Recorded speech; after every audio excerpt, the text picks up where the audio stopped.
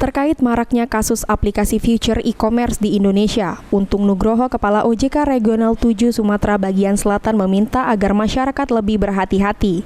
Saat ini Kementerian Perdagangan Republik Indonesia mengajukan permintaan pencabutan izin usaha FEC kepada Kementerian Investasi, dan BKPM sudah mencabut izin usaha pada 4 September 2023.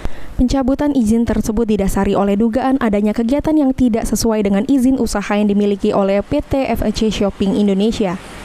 Diharapkan agar masyarakat tidak lagi melakukan investasi di tempat tersebut tanpa izin dan mengatasnamakan kegiatan e-commerce, tetapi juga tidak memiliki izin dari Kementerian Informatika.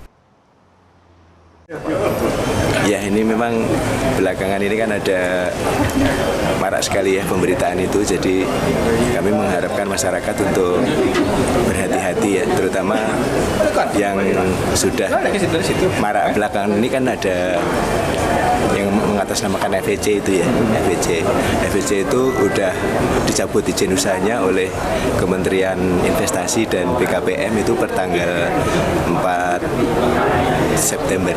Jadi semula kan perizinan itu diurus secara online, kemudian diteliti oleh Kementerian Perdagangan, kemudian ternyata itu tidak sesuai dan sudah dicabut izinnya per tanggal 4 September 2023. Sehingga masyarakat kami mengharapkan untuk tidak lagi atau tidak melakukan kegiatan investasi di situ ya, karena itu tanpa izin dan mengatasnamakan kegiatan e-commerce tapi juga tanpa izin dari Kementerian Informatika.